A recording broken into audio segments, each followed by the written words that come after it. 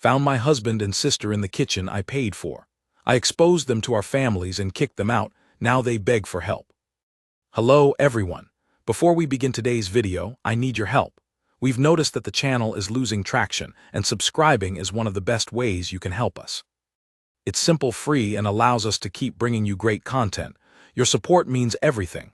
Let's keep this channel growing collectively. Thank you very much. Now let's begin the video. Hey Reddit.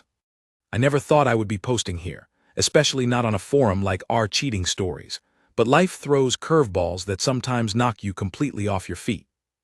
I guess I just need to get this out, maybe get some perspective from strangers, because right now my world feels like it is spinning uncontrollably.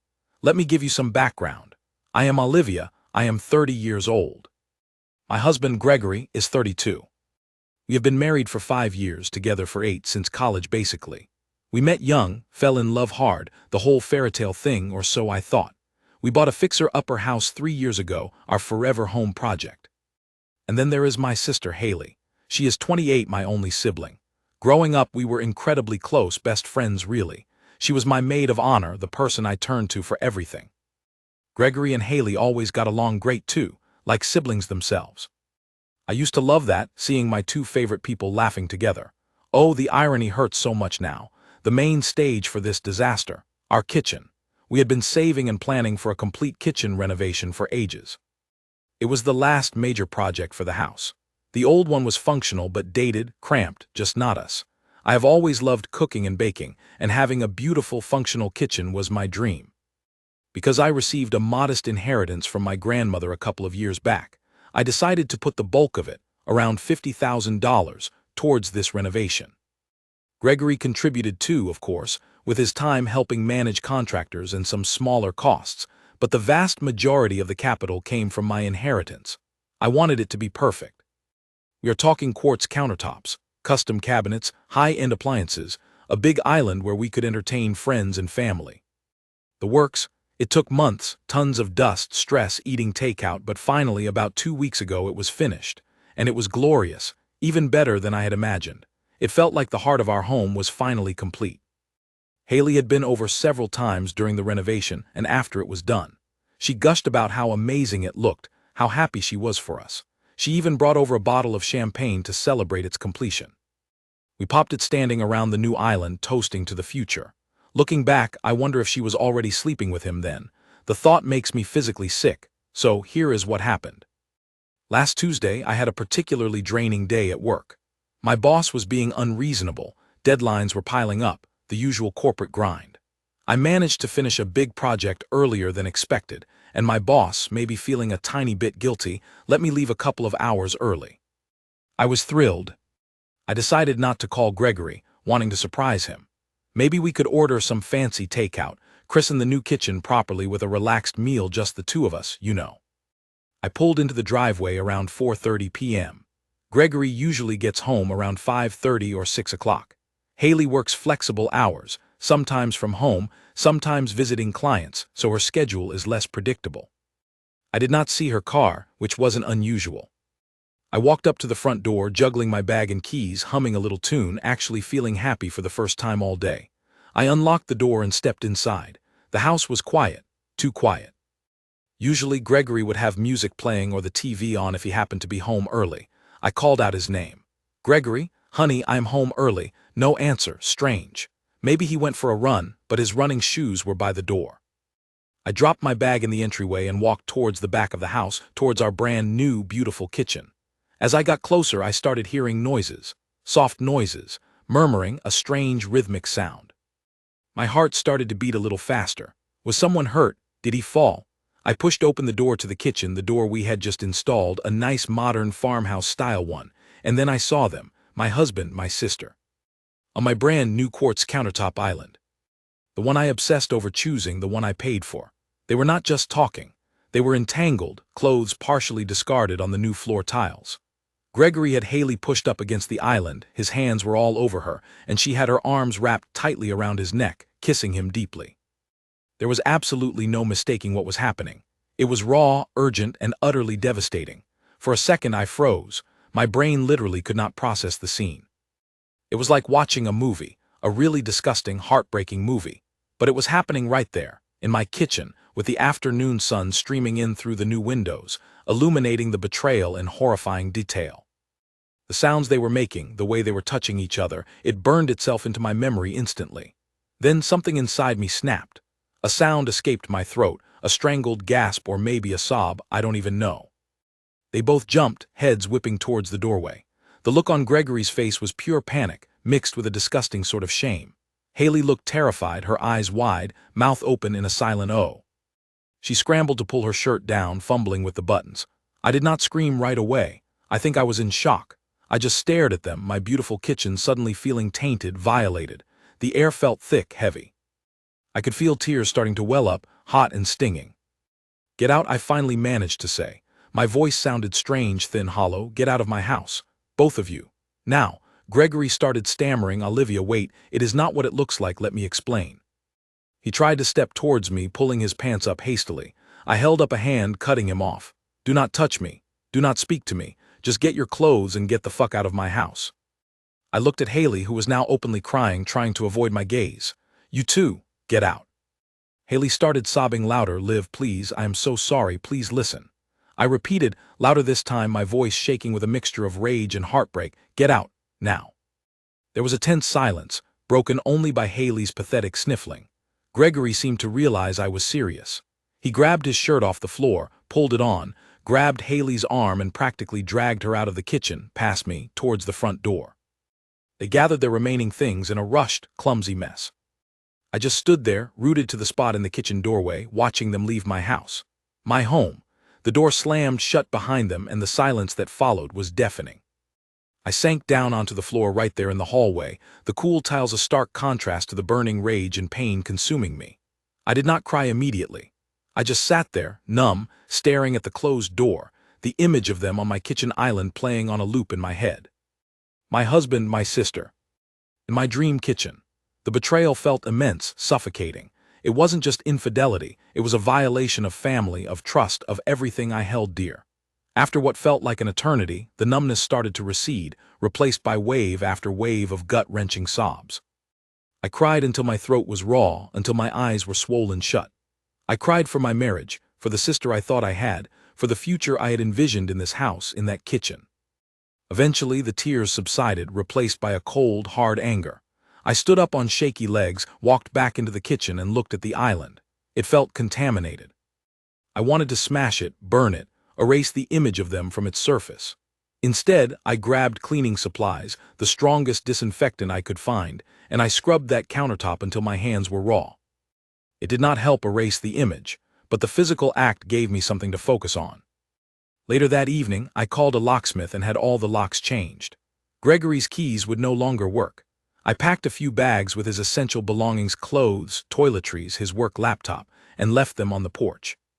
I sent him a single text message: "Your things are outside, do not contact me." Then I blocked his number. I did the same for Haley, blocked, deleted, gone. The next day was a blur. I called my parents. That was one of the hardest phone calls I have ever had to make. Telling them that their son-in-law and their other daughter were having an affair, that I caught them in my kitchen, it was awful. My mom burst into tears, utter disbelief turning into fury.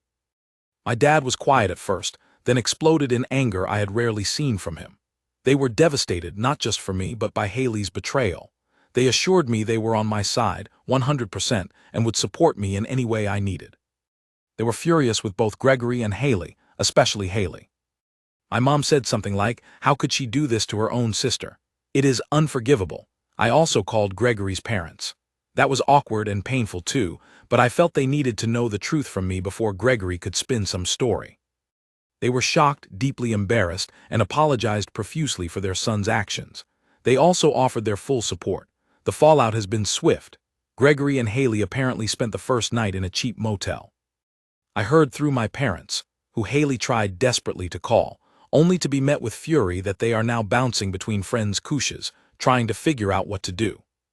They have both tried reaching out to me through burner numbers, emails, even social media messages from mutual friends. Pathetic attempts at apologies, justifications about how it just happened, how they were confused, how much they love me, both of them sickeningly. I have ignored every single message. Right now I am staying in the house. My house. the one I poured my savings into. The kitchen still feels tainted, but I refuse to be driven out of my own home by their disgusting behavior.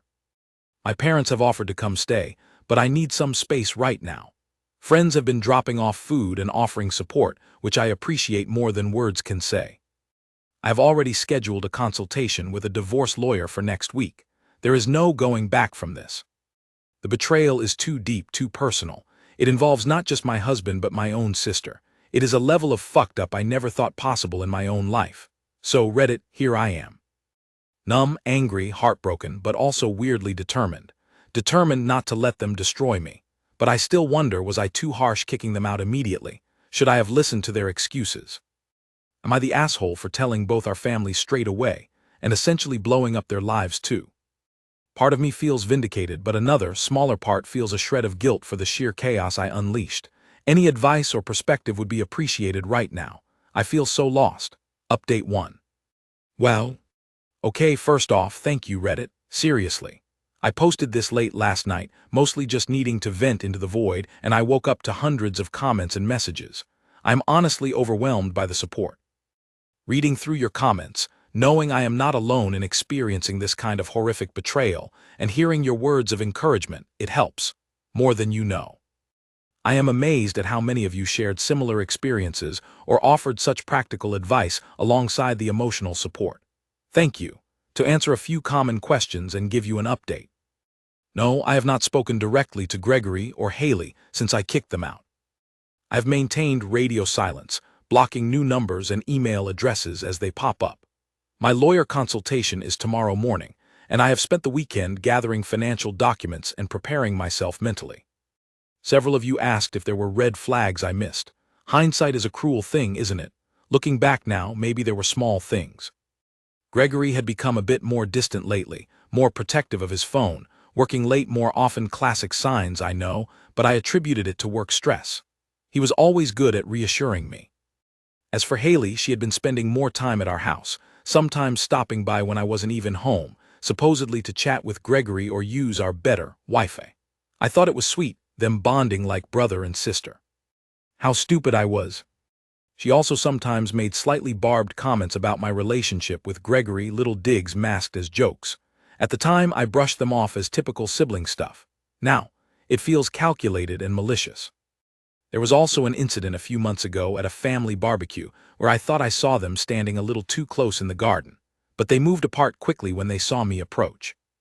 I convinced myself I was imagining things. Clearly I wasn't. My parents have been rocks. They have completely cut off contact with Haley despite her desperate attempts to reach them. My mom is heartbroken but firm. She told me, "You are my priority, Olivia. What Haley did is monstrous." My dad apparently told Haley that she is no longer welcome in their home until she takes full responsibility and makes genuine amends. Which, let's be honest, feels impossible right now. They also reiterated their support for me pressing forward with the divorce and ensuring Gregory does not benefit financially from the house, especially the kitchen renovation I funded. Gregory's parents also called me again, expressing their shame and confirming they told Gregory he needs to face the consequences of his actions like an adult. They offered financial help for the lawyer if needed, which I politely declined for now, but appreciated. As for Gregory and Haley's current situation, from what little I have heard via the grapevine, my cousins saw them arguing outside a coffee shop. They are still together, sort of. Apparently, staying on friends' couches is getting old fast. Reality seems to be hitting them. Good. Let them figure out their mess together, far away from me. One commenter suggested I change the Wi-Fi password. Brilliant idea, done immediately after reading that. Small victory, but it felt good. Emotionally, I'm still a wreck, obviously. Some moments I feel this surge of righteous anger. Other moments the sadness just washes over me and I can barely function. But reading your messages reminded me I am strong and I will get through this. I'm focusing on the practical steps: lawyer, finances, securing my home. Thank you again for validating my decision to kick them out immediately and tell everyone. It seems that was the consensus. Their actions warranted immediate and severe consequences. No more guilt about that. Time to focus on healing and rebuilding. I will update again after I speak with the lawyer. Update 2. Hello again, Reddit. It has been a few weeks since my last update, and things have definitely been progressing, albeit painfully. First, thank you again for the continued support and messages. Knowing there is a community out there rooting for me has been surprisingly helpful during this whole ordeal. The lawyer consultation went well. She is fantastic, sharp, empathetic, and ready for battle. We officially filed for divorce last week. Gregory was served the papers at the temporary office space he is working from. I heard he is avoiding his main office due to gossip. Apparently he did not take it well, but honestly, what did he expect? A reconciliation, after screwing my sister on the kitchen island I paid for. The nerve of some people. As predicted by many of you and my lawyer, the house is becoming a point of contention. Specifically, the increased value due to the renovation. Gregory's lawyer sent a preliminary letter suggesting he is entitled to half the equity increase because the renovation happened during the marriage. My lawyer just laughed when she read it. We have bank statements clearly showing the $50,000 coming directly from my separate inheritance fund, specifically earmarked for the renovation, plus invoices addressed to me. My lawyer is confident his claim is weak, especially given the circumstances. Adultery is still a factor in asset division in our state, though not the primary one. It is disgusting that he is even trying to profit from this situation after what he did, using the very kitchen where he betrayed me as leverage. We are fighting it hard. I want him out of my life and my finances completely. What about Haley? Well, the family fallout continues. My parents remain firm on no contact. Apparently, she tried ambushing my mom outside her grocery store last week, launching into a tearful, rambling apology and blaming Gregory for seducing her. My mom just walked away without a word. I am proud of her. I also heard through a mutual acquaintance that Haley's job situation is precarious. She works in a small, close-knit industry where reputation matters. While I did not contact her employer, news travels fast, especially when families are involved. Apparently, some clients have pulled back and her boss is reviewing her position. I do not wish her ill exactly, but consequences are consequences. You cannot devastate someone's life like that and expect yours to remain untouched. Gregory and Haley are still together as far as I know. Rumor has it they found a small, dingy apartment to rent on the outskirts of town. A far cry from our lovely home. Serves them right. I occasionally get blocked calls or vague emails from new addresses, likely them which I continue to ignore and block. My lawyer advised minimal contact outside of legal channels. How am I doing? It is still up and down. Some days are okay. I go to work, see friends, try to maintain normalcy. Other days, the grief and anger hit me like a ton of bricks, often triggered by the smallest things, seeing a couple holding hands, walking past the kitchen island. I started therapy last week, which I think will be crucial for processing all this trauma. It is hard work, dredging up all the pain, but necessary. I have also started making small changes around the house. Rearranging furniture, buying new artwork, trying to reclaim the space as solely mine. The kitchen is still tough, but I refuse to let them ruin my love for cooking or my dream space permanently. Maybe eventually I will even change the countertops, who knows. For now, baby steps. Thank you again, Reddit, for listening and for the advice.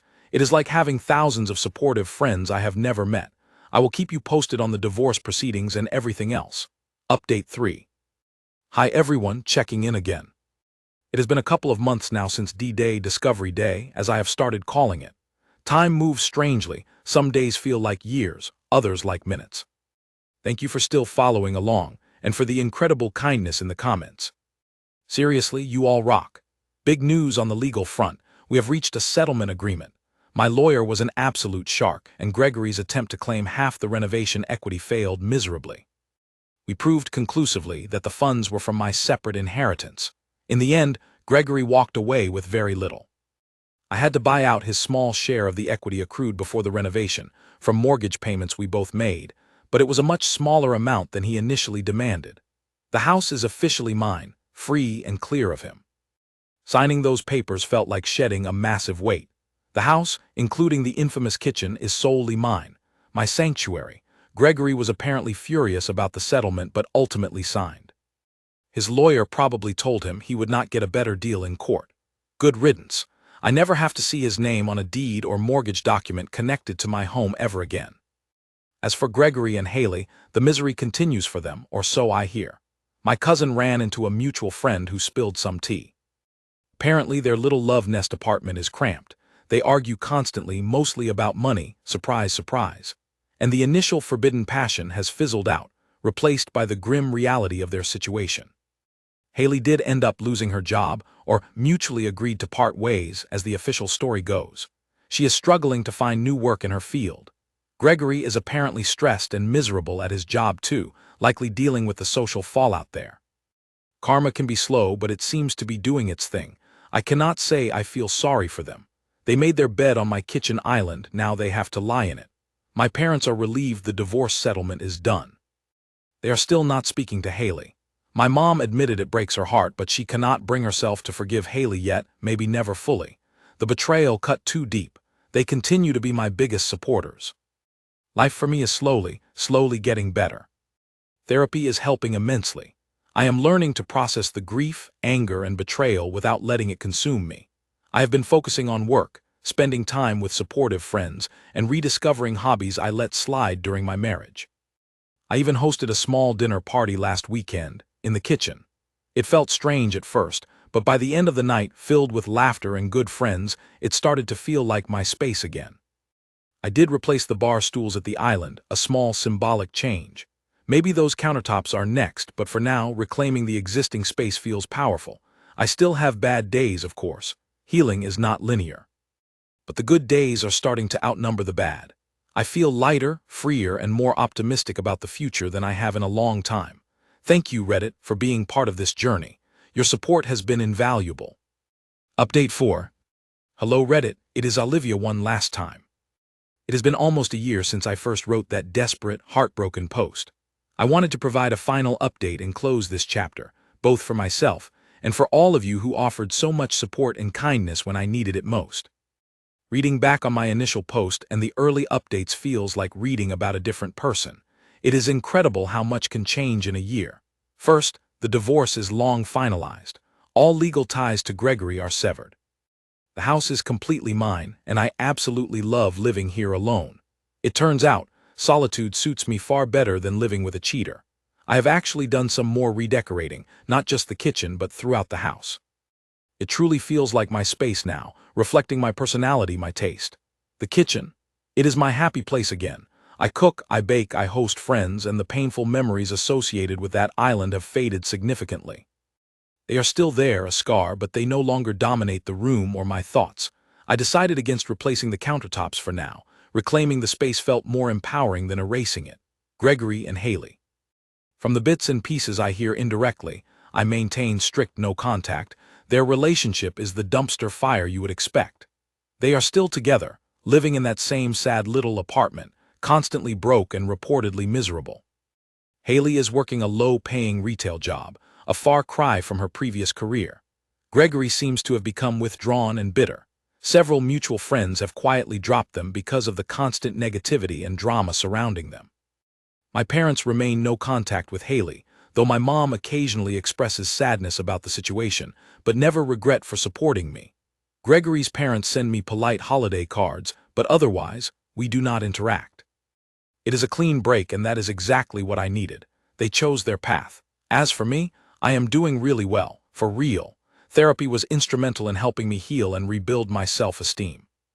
I changed jobs a few months ago, landing a position I am passionate about with a significant pay increase. I have reconnected with old friends, made new ones, and built a strong support system. I have traveled a bit, taken up hiking, and generally focused on creating a life I love on my own terms. Am I dating? Not seriously yet. I have been on a few dates, which was a big step, but I am enjoying my independence and not rushing into anything. My priority is my own happiness and peace. Looking back, discovering the affair was the most painful experience of my life. But strangely, it also set me free. Free from a marriage that was clearly broken, free from a sister who was toxic, free to build a future that is entirely my own. The betrayal was horrific, but I survived it. I am stronger, happier, and more resilient than I ever thought possible. So, that is the end of this particular saga. No dramatic final confrontation, no tearful reconciliations, just life moving forward. Thank you, Reddit, for being my anonymous confidant during the darkest time. Your support, advice, and shared outrage truly made a difference. My life is good now, genuinely good, and that is the best outcome I could have hoped for. Thank you for watching. If you haven't subscribed yet, please do so and hit the notification bell to stay updated with more shocking real-life stories happening around you.